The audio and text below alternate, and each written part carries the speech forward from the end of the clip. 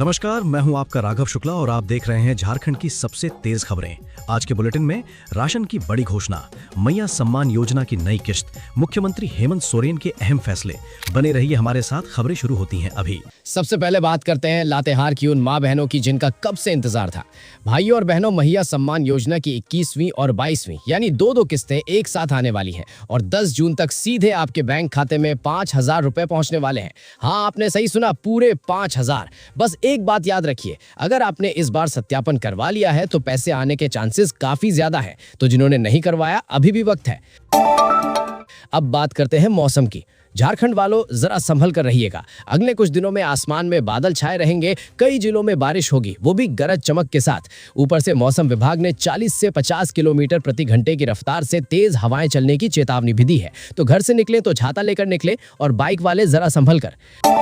रांची से खबर आ रही है कि मुख्यमंत्री हेमंत सोरेन ने मंत्रालय में खान और भवन निर्माण विभाग की बड़ी समीक्षा बैठक की और इस बैठक में उन्होंने साफ साफ कह दिया, अवैध खनन बर्दाश्त नहीं होगा, सोने का उत्पादन बढ़ाना होगा, 300 बालू घाटों से जल्द काम शुरू करना होगा और जो बंद खदानें हैं उनकी नीलामी रद्द की जाए। यानी साहब ने सीधे और कड़े निर्देश दे दिए हैं।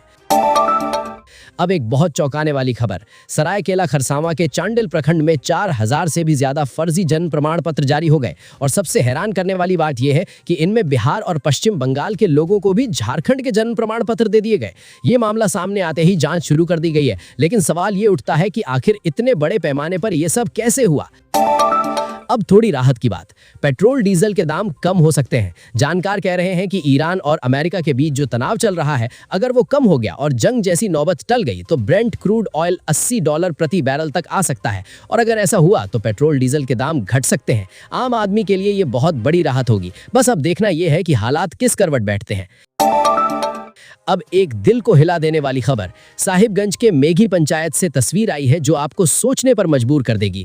एक बीमार लड़की को खाट पर लिटाकर उसके परिजन और गांव वाले करीब 4 किलोमीटर पैदल चले, सिर्फ इसलिए कि गांव में सड़क नहीं है। लोग कई दिनों से सड़क की मांग कर रहे हैं, लेकिन आज तक कुछ नहीं हुआ। ये देखकर मन में सवाल उठता है, आखिर कब तक। अब एक खुशखबरी, रांची के नया सराय में रेलवे ओवरब्रिज का 9 साल का इंतजार अब खत्म होने वाला है। ये ओवरब्रिज जल्द बनकर तैयार होगा और जब ये चालू होगा तो रेलवे फाटक पर लगने वाले उस भयंकर जाम से लोगों को छुटकारा मिलेगा जो सुबह शाम की जिंदगी बर्बाद कर देता है। झारखंड के नन्हे मुन्नों के लिए एक बहुत अच्छी खबर है। अब समय से पहले जन्म लेने वाले यानी प्रीमेच्योर बच्चों के इलाज के लिए झारखंड में पहला खास नवजात देखभाल केंद्र यानी MSNCU शुरू होने जा रहा है। यहाँ आधुनिक मशीनें होंगी, खास देखभाल होगी, यानी अब जो बच्चे नाजुक हालत में दुनिया में आते हैं उन्हें बेहतर जीवन मिल सकेगा। ये सच में बहुत बड़ी बात है। रेल यात्रियों के लिए भी अच्छी खबर है। लोहरदगा रांची रेल लाइन पर नई मेमू पैसेंजर ट्रेन सेवा शुरू हो गई है। अब इस रूट पर सफर करने वाले लोगों को ज्यादा सुविधा मिलेगी और आना जाना आसान होगा। रांची से एक बेहद दुखद और चिंताजनक खबर आ रही है। छेड़छाड़ के आरोप में एक युवक को भीड़ ने इतना पीटा कि उसकी मौत हो गई। घटना के बाद इलाके में तनाव है और पुलिस ने अतिरिक्त बल तैनात कर दिया है। मामले की जांच जारी है। अधिकारियों ने कहा है कि कानून व्यवस्था बनाए रखने के लिए हर जरूरी कदम उठाया जाएगा। कोडरमा से बेहद दर्दनाक खबर है। कोडरमा विधायक नीरा यादव के निजी ड्राइवर राजकुमार यादव की जमीन के विवाद में धारदार हथियार से गई। इस हमले में उनके 3 परिजन भी घायल हुए हैं। घटना के बाद लोगों में जबरदस्त आक्रोश है और करीब 2 घंटे तक सड़क जाम रही। नौकरी की तलाश कर रहे नौजवानों के लिए बड़ी खबर, मुख्यमंत्री हेमंत सोरेन के निर्देश पर झारखंड में 7,609 नर्सिंग स्टाफ के पदों पर जल्द भर्ती होने वाली है। इससे एक तरफ तो युवाओं को रोजगार मिलेगा और दूसरी तरफ राज्य की स्वास्थ्य सेवाएं भी मजबूत होंगी। बस से सफर करने वालों को एक झटका लग सकता है। झारखंड बस ओनर्स एसोसिएशन ने परिवहन विभाग को प्रस्ताव भेजा है कि डीजल महंगा होने और खर्चे बढ़ने की वजह से बस किराया 15 से 20% तक बढ़ाया जाए। इस पर 4 जून को बस मालिकों की बैठक में अंतिम फैसला लिया गया है। देखना होगा आगे क्या होता है। गोड्डा जिले से सीबीआई की बड़ी कार्रवाई की खबर आ रही है। एसबीआई की डुमरिया शाखा में धनबाद से आई सीबीआई टीम ने शाखा प्रबंधक रोहित कुमार और एक कैशियर को 77,000 रुपए रिश्वत लेते हुए रंगे हाथ पकड़ा है। इस खुलासे के बाद बैंकिंग सेक्टर में हड़कंप मचा हुआ है। झारखंड के मुख्य निर्वाचन पदाधिकारी के रवि कुमार ने सभी जिलों के अधिकारियों को निर्देश दिया है कि 15 जून तक मतदाता सूची की मैपिंग का काम पूरा हो जाना चाहिए। उन्होंने साफ कहा कि सही मतदाताओं के नाम सुरक्षित रहेंगे और जो नाम गलत या अपात्र है उन्हें चिन्हित किया जाएगा। ईडी की बड़ी कार्रवाई। छत्तीसगढ़ शराब घोटाले से जुड़े मामले में जांच एजेंसी ने झारखंड में शराब सप्लाई करने वाली 3 कंपनियों की करीब 51 करोड़ रुपए की संपत्ति जब्त की है। ईडी का कहना है कि ये कार्रवाई मनी लॉन्ड्रिंग की जांच के तहत की गई है। दिल्ली के मालवीय नगर में एक होटल में लगी आग में झारखंड के बोकारो की बेटी श्रुतिका बर्नवाल उर्फ सुरभि की वो TISS यानी Tata institute of social sciences की छात्रा थी। बताया जा रहा है कि जब यह हादसा हुआ उस वक्त वो अपनी मां से फोन पर बात कर रही थी। ये खबर पढ़कर दिल भारी हो जाता है। परिवार और पूरे इलाके में शोक का माहौल है।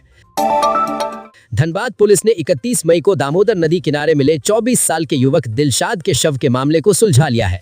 पुलिस ने मृतक की प्रेमिका को गिरफ्तार किया है। पुलिस के मुताबिक लड़की की शादी तय होने के बाद दिलशाद उसे परेशान कर रहा था और इसी वजह से ये वारदात हुई। रामगढ़ के गोला में पुलिस पर पैसे मांगने और मारपीट के आरोप लगे हैं। मुख्यमंत्री हेमंत सोरेन ने इसे गंभीरता से लिया है और रामगढ़ पुलिस को निर्देश दिया है कि जांच करो और जो भी दोषी मिले उसके खिलाफ तुरंत और सख्त कार्रवाई हो। जामताड़ा जिले के चेरक पानी गांव से एक बेहद दुखद तस्वीर सामने आई है। करीब 150 आदिवासी साफ पानी के लिए तरस रहे हैं और दूषित डोभा और चुआ का पानी पीने पर मजबूर हैं। हर घर नल जल योजना का काम भी बहुत धीमा चल रहा है। ये हाल देखकर सवाल उठता है, आखिर इन लोगों की सुनेगा कौन?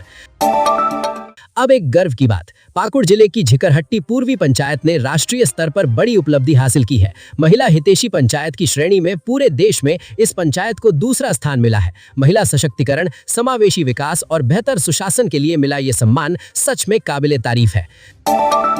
झारखंड कांस्टेबल भर्ती 2015 के 888 उम्मीदवारों को सुप्रीम कोर्ट ने बड़ी राहत दी है। कोर्ट ने सरकार को कहा है कि रिक्त पदों पर नियुक्ति के लिए इन उम्मीदवारों के दावों पर विचार हो, आयु सीमा में छूट दी जाए, दोबारा मेडिकल जांच हो और योग्य पाए जाने पर नियुक्ति पत्र दिया जाए। यानी उम्मीद की एक नई किरण जागी है। रांची के कोकर से 22 महीने की मासूम बच्ची अदिति पांडे के लापता होने के 27 दिन बीत गए हैं, लेकिन अभी तक उसका कोई सुराग नहीं मिला है। राज्यपाल संतोष कुमार गंगवार ने इस पर गहरी चिंता जताई है और मुख्य सचिव को निर्देश दिया है कि बच्ची को जल्द से जल्द ढूंढा जाए। भगवान से दुआ है कि ये बच्ची जल्द सुरक्षित घर लौटे। लातेहार के मनिका इलाके में 2 मुहाना नदी के पास जंगल में बड़ी मात्रा में सरकारी दवाएं फेंकी हुई मिली हैं। गुरुवार को ये मामला सामने आने के बाद स्वास्थ्य विभाग पर सवाल उठ रहे हैं। लोग पूछ रहे हैं कि जो दवाएं गरीब मरीजों तक पहुंचनी चाहिए थीं, वो जंगल में कैसे पहुंच गईं? इसकी निष्पक्ष जांच होनी चाहिए। एक बड़ी पर्यावरणीय चेतावनी, झारखंड में जंगल और जमीन तेजी से मरुस्थलीकरण और भू अपरदन की चपेट में आ रहे हैं। राज्य की 70% से ज्यादा भूमि इससे प्रभावित है। विशेषज्ञों का कहना है कि अगर अभी से सख्त कदम नहीं उठाए गए तो खेती और पर्यावरण दोनों पर बहुत गंभीर असर पड़ेगा।